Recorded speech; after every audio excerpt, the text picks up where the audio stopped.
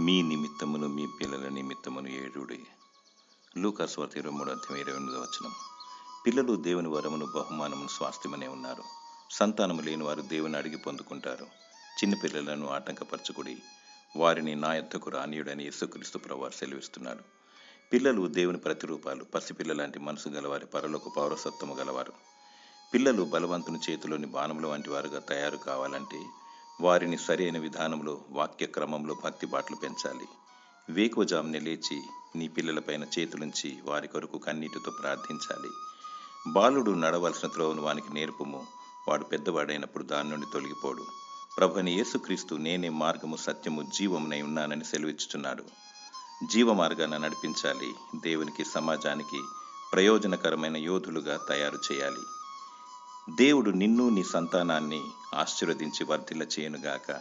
ఆమేన్.